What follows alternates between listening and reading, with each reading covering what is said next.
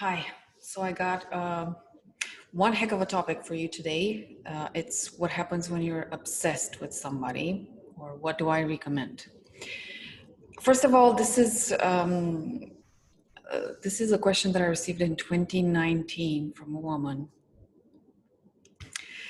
And at first I hesitated to answer to this question, not because I can't answer to it, but because this person was essentially asking for advice, and I don't give that. And this is for another video. In short, you don't want to give people advice. You don't want to tell them what to do. You want to help them figure out what's best for them to do.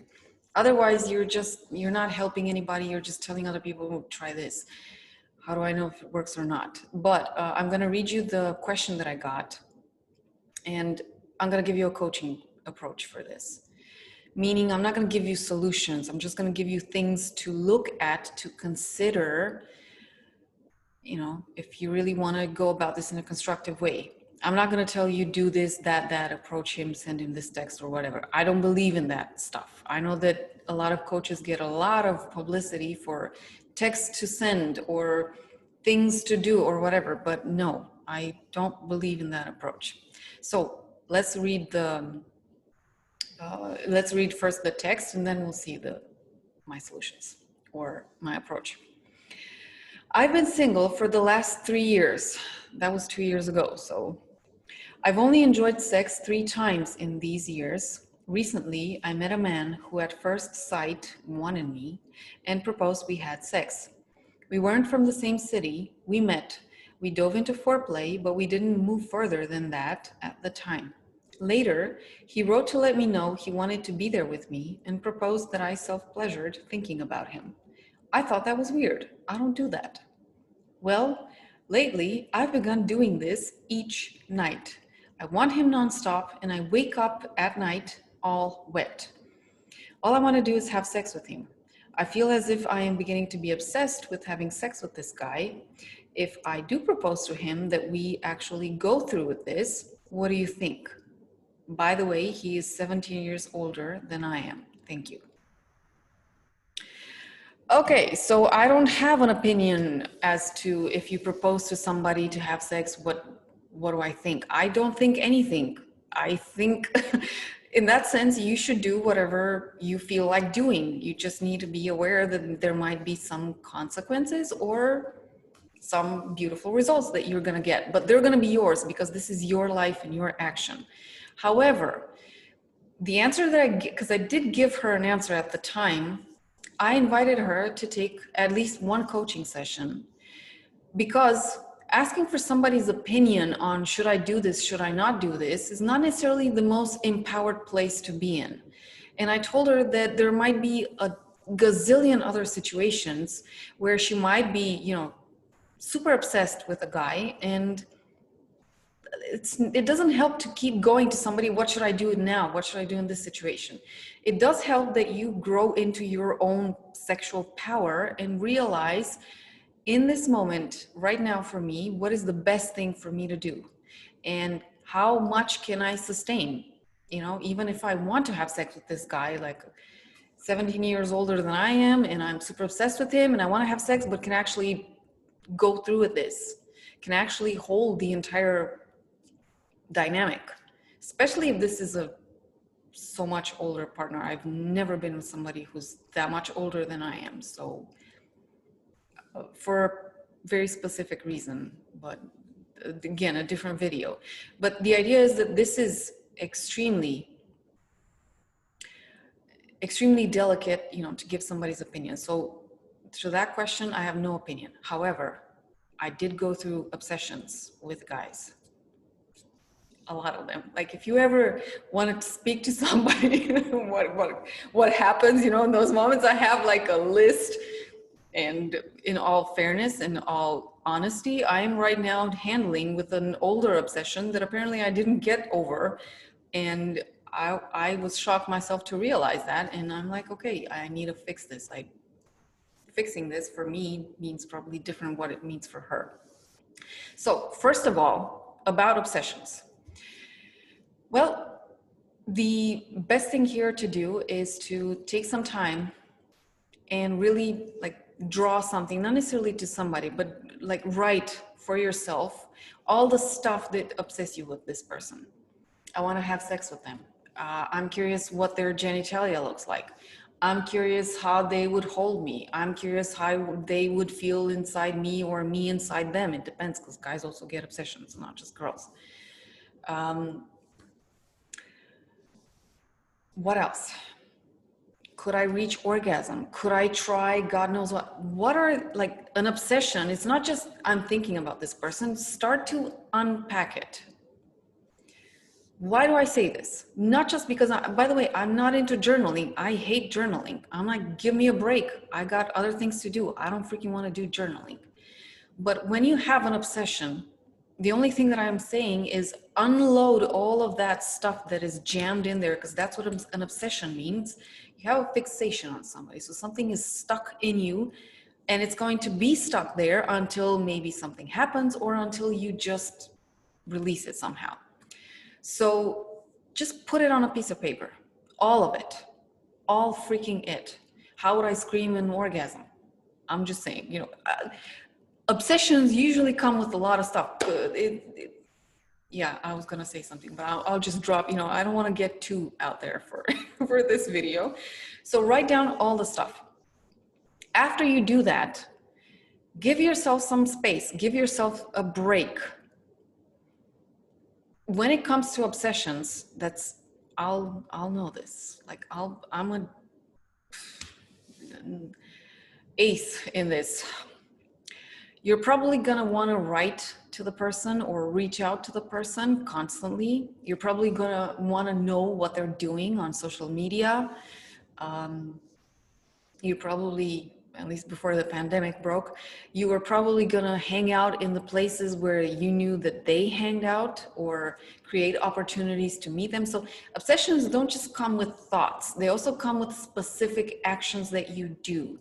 So when I say give yourself a break, first of all, unload all that stuff somewhere. You can even record yourself. You know, it's an journaling 2.0. You can record yourself and look at yourself in a camera saying, I would just die for you to hold me super tight or put me up against the wall, or me to put you against the wall, or God knows what. I'm just, you know, coming up with stuff right now. The idea is that it's important for you to then, first of all, record, say it all genuinely. He's never going to see, or she, right now I'm answering to a woman, but he or she is never going to see what you are saying. So it's just for you. And then look at it. Look at yourself in the obsession. Secondly, not just unloading that, give yourself a break from the person. Why do I say this? You can't think clearly. When you're obsessed with somebody, the fixation is, the grip on you is so strong that you, believe me when I say this, you're shackled to that person. I am somebody who's really, right now I'm in the phase where I want to be in my sexual power and relate to somebody from my sexual power to their sexual power. So that's how from this perspective, I know the kind of shackles that you have when you're obsessed with somebody. Like you can't think, man. You're not yourself. It's like when you're, I don't know, obsessed with food or hungry, it's the same thing. You're not you. You gotta relax. So give yourself a break. You need to find something that has more grip over you, and that's when resources come at hand that will just take you out of there and remind you that you are your own person. You're not just obsessed with somebody. You have stuff that you do in your life, and there's pleasure in your life, because I also know that when you're that shackled, you're not enjoying yourself much. I would know. And that's a big pity. That's a waste of your life, essentially, for somebody who's is just not there at this moment. Maybe they'll be, maybe they won't be, whatever. But right now, when you're obsessed with this person, they're not there, because that's why it's an obsession. Had it function, float somehow, you wouldn't have gotten into the place where you were obsessed. So you need to remind yourself that you are your own autonomous, independent, sovereign, free, powerful human being, and there's sexuality in that also. And that is the hardest thing to do. And here, it actually makes sense that you have not, because I know that women, she's a woman too, so I would know. Women talk a lot, but when they talk about that, they only give it more power as opposed to doing stuff that would bring them power back. So if you have the kind of friends that will take you out for, I don't know, a hike, a ride on a bike, mountain climbing, or even, you know, going into an indoor climbing, or going to, where else?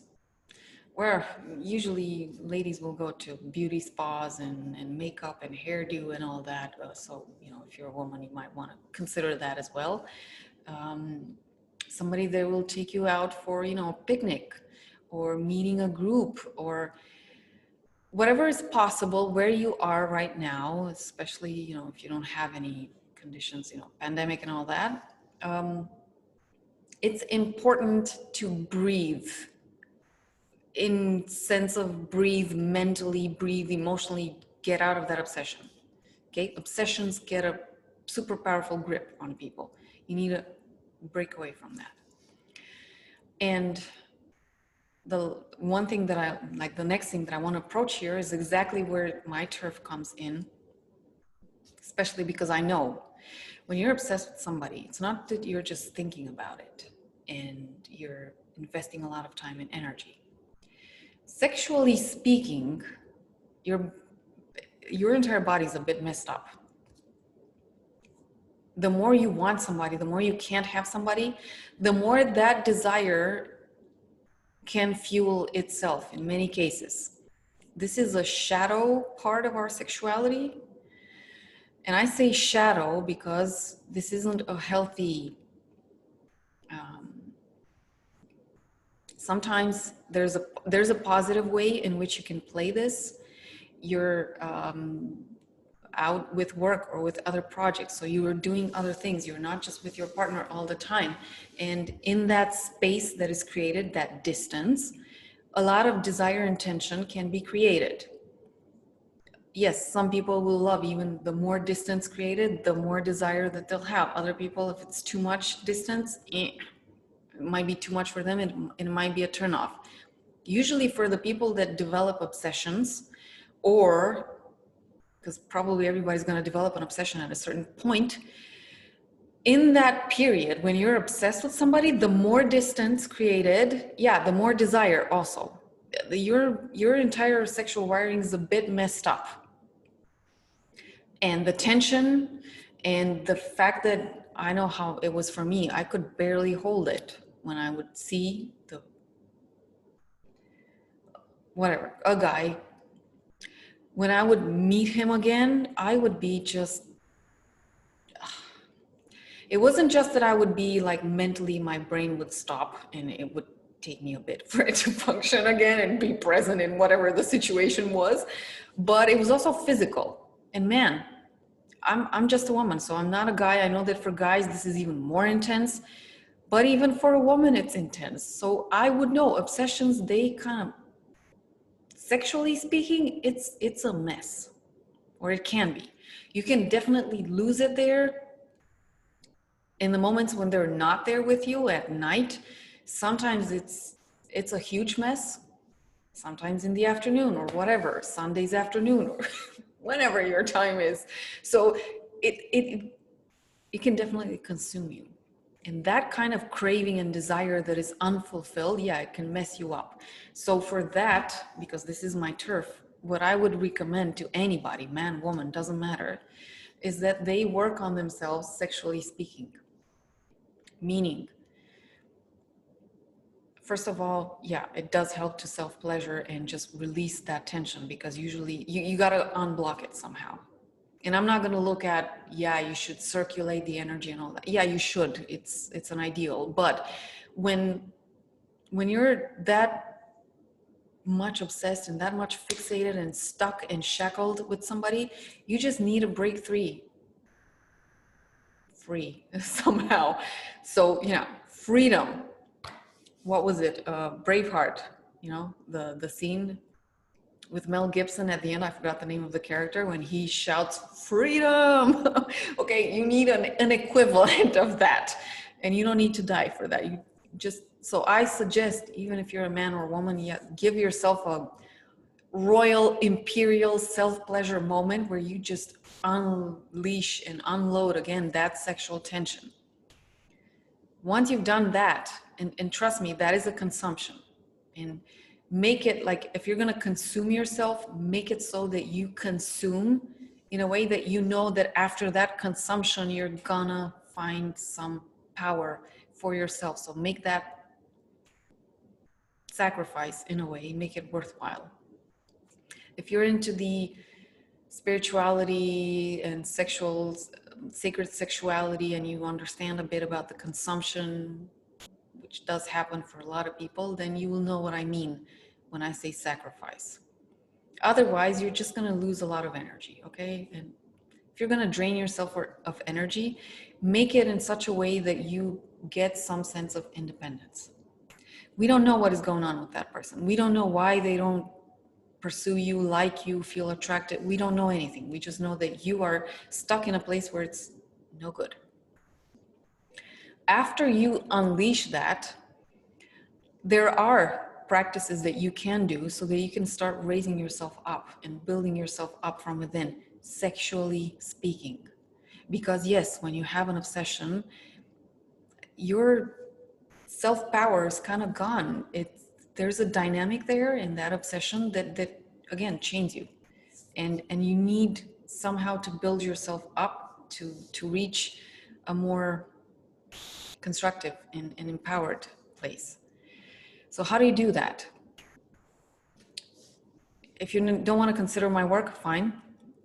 Just a few ideas on the top of my head here. Breath work. Like, if there's any time where I would say invest in a bit of discipline, this is the one. Once every few days, week, whatever, sit down and do some breathing exercises. If you can't do them alone, get somebody to do them with you. Yes, get somebody to do them with you. If you have nobody, okay, get a freaking coach wherever you are. Get a personal development counsel and tell them, I need to do this and I can't do it. Will you help me? Is this something that you can do? Like, I'll pay you a session where we just do that. And whatever resources that you can find, use them. You got to build your strength up. That's so important. Not only is that attractive, not only is that a much better way in which you invest your time than draining yourself in an obsession that for now it's not leading anywhere, but it's also going to be beneficial to you in the long run. Because, when you eventually have a relationship, either with this person or somebody else, you're gonna have moments when things are gonna be stuck. Things are gonna be nasty. So growing, like when you have a crisis, being able to find yourself doing constructive things is important. Having that muscle to do constructive things is important. So it's worthwhile in the long run. And that's for the short term. The psycho-emotional blockage, definitely, especially when you're obsessed with somebody, go and speak to a therapist. This is about therapy. This is about finding your center, your balance. And if you're just, want therapy, I think you can do this also with a personal development counselor. I think you can do this with a life coach also. You don't necessarily have to do it with a sexuality coach. Any coach in this situation, because there are some common denominators here, they're gonna help you find some, in the long run, a different perspective, which is what you want here. Because right now you only have the obsession. That's nasty. And I know from my own life that I wasted years. And at least right now, because I said at the beginning that I'm finding that that was a shocker to me. This is an old thing and I didn't get over it. And I'm like, what the heck did I do? How did I overlook this? Well, it happens. So if the person isn't going to pursue you, and I'm going to address this in a bit, then you do yourself a favor. Start seeking help. Yeah, even a coach. Guess what? I'm also seeking help because, you know, you can't do everything on your own. We're all human beings, you know, coaches included. So, and do yourself a favor, get yourself out of there somehow. And now let's look at what is going on, what might be happening with the other person. I don't know. I can't say for sure. I can't even say for sure in my case. I can't say for sure in anybody's case. So these are just a few things that I came to realize as I looked at when I sensed that somebody was obsessed with me and I didn't really reciprocate. And here are the things that I came up with. It's not an exhaustive list. I'm sure that there are many other explanations out there, and you'd be surprised if you ever had a chance to speak to one of these people, what they might tell you. Number one, at least from my experience, you see that somebody likes you, but you're into somebody else, okay? So you're not, even though you observed, you noticed that other person, emotionally, sexually speaking, energetically, whatever works for you, you're into a different person altogether. Okay? The irony of it is that when you're obsessed with somebody, you never know. They might be obsessed with somebody else, so that might be like a fractal. If you've studied fractals, what is happening with you is also happening with them, and they might be obsessed with somebody who might be obsessed with somebody else. So sometimes life can be that super ironic that you gotta laugh at sometimes at the situation. So that might be one explanation. The other one, they might actually be committed to somebody and you just don't know. So they're just happy, and even if you are a highly eligible and desirable person to them, they are already committed. And let me assure you, if they were committed to you, you wouldn't want them to start looking at other people that would also be because there's not just one person that is super attractive to you. There are more potential people out there. I don't want to get you into the Matrix discussion because there's a scene in the Matrix about this. There isn't just the one. There are more the ones. So yeah, so you wouldn't want this dynamic, so don't push it with them either, and I've seen this, I don't know about guys, but I know about women. This is an ugly thing that I hate in women. When a woman has a partner or an interest, and there are other women around who find that person also attractive, if they think that they are better than that woman, they will flat out go for the guy. That's a super, super nasty thing. Women, sometimes they have this ugly shadow of the feminine where they just short circuit another woman. And boy, I don't know if guys do that to one another. I really don't know. I've never even brought this up with any of my guy friends or any people in the classes that I went to. I do know about women. I know that they do this. I know that it's ugly. I know that, wow. If you're ever tempted to do that, please believe me, that's nobody's gonna truly appreciate you as a woman when you start going to those places. So don't. That's another thing. Okay, so they might be committed to somebody and you're better off not going there. Another thing that might happen, they might be attracted to you, just not enough attraction compared to the, how do I say this? Fears that they have. Maybe you're different from their pattern. I know that in my early 20s, I found a guy so attractive, and I wasn't ugly. I'm not a model. I'm not, there are gorgeous women out there, and I know that whenever I meet one, I'm like, okay, I am beautiful, but I'm not drop dead gorgeous. although sometimes I do love how I look. So I had a super obsession with a guy in my early 20s, and at a certain point it was an international group, and there were two French women there that were, they cared for me a lot. So they went to this guy and they said, okay, why don't you do anything?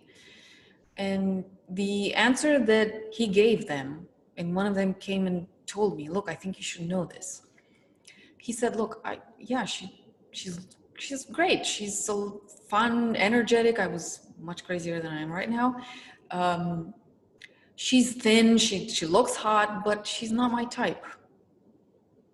He was also in his early 20s. So, you know, that's what early 20 people think like. And when I heard that, I was like, what does that mean? I didn't even think about types. But apparently this guy had a type. And to my understanding, when I saw the type of woman that he wanted, I'm like, okay, so you like me, but you're probably ashamed to show yourself with me because I am not that type. Oh, I get it. Okay. That one hurt, I'll be honest. But some people might think that way, you know, even though they might be attracted to you, they might not pursue you because there might be more objections, and those might be socially driven because, you know, when you partner with somebody, there's also a social component to that. So there might be more objections than the attraction that they have for you. And you might not fit some check marks on their list. And sadly, there's nothing you can do about it unless you're just willing to transform to such a degree that you turn into maybe something that you're not. If you ask me, the sexiest thing you can do is be your goddamn self and improve your goddamn self or God heavenly self and make yourself even sexier, but in your way. That is the best vengeance ever. And yeah, I got some fire in me, and I got a lot of fire. But I'm all about, okay, you don't want me? Yeah, man, you're still gonna get it. Yeah.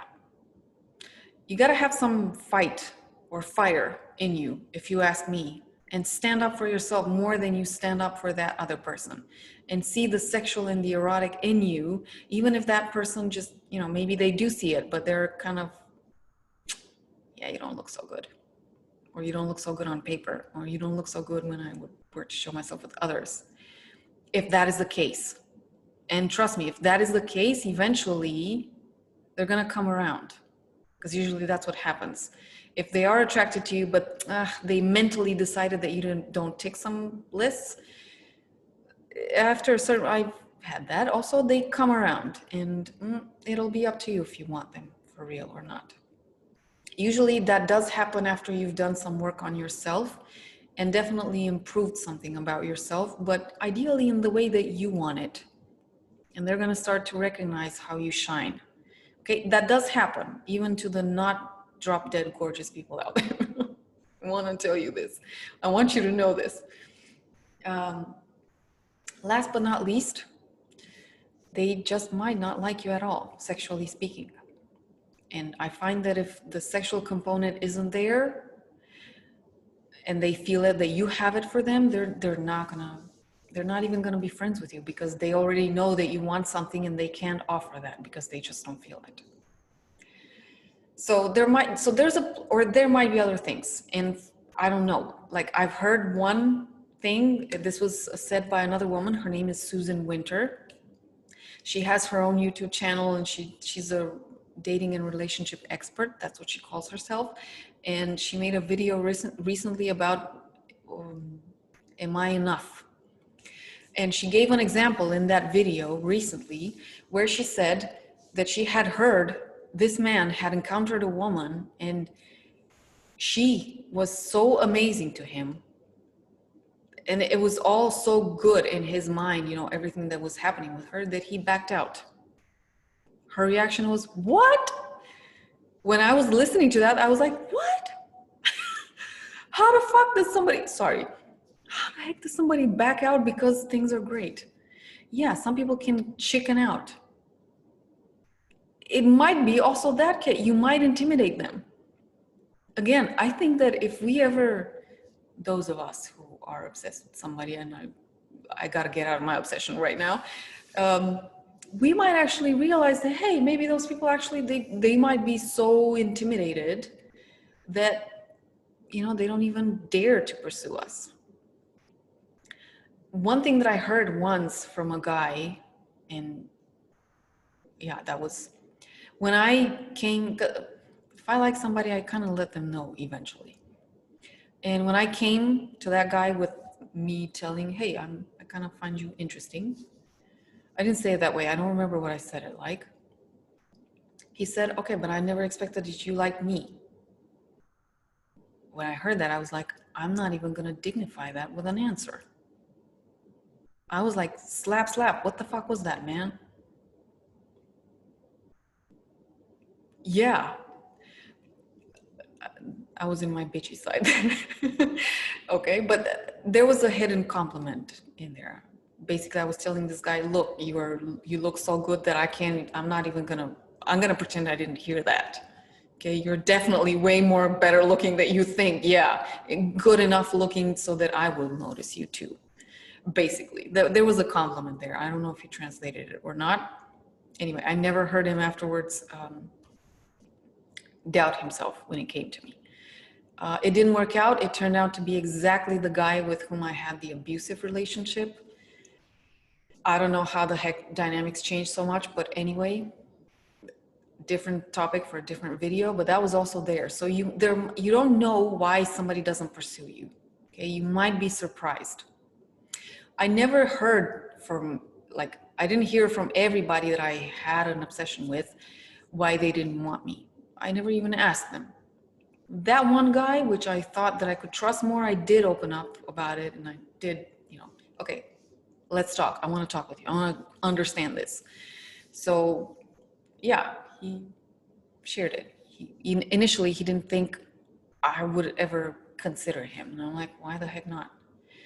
So, okay, I'm going to stop here because this is already long.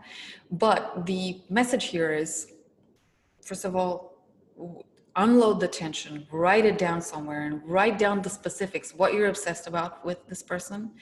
Give yourself some space, and that means do other things, seek help, work on yourself sexually. That's the third one, and that means unload that tension. But remember that I said it's a consumption and sacrifice, so make sure that it's worthwhile, and then start building yourself from within, sexually speaking. And yeah, go to a therapist, because usually there's more to it than just the sexual part. So there are some mechanisms there that maybe we need to work on our self-esteem a little bit, and there's no shame in that. Everybody might get to a point where they need that, and it's totally fixable and workable. So yeah, go for a session with a therapist. And last but not least, work on yourself. Like, if you ever hear what the reason is for which that other person just doesn't pursue you, whatever it is, don't turn into what you think they would want you to be, because they'll not appreciate, they'll see the weakness in that. Yes, I'm all about sexual power again, and sexual empowerment. So make yourself the hottest version of yourself that you can think of, and if there's any attraction there for you, they'll come around, they'll recognize it eventually. If not, it's still going to come in handy. Whenever you're going to meet somebody else, you'll be a much more capable person nonetheless, and have more resources and more attractive to that other person. Okay? So I hope this helps. And now I'm going to go work on my obsession also, because, you know, I got an old one that I got to get out of my system. I'm sure I'll get it out. See ya.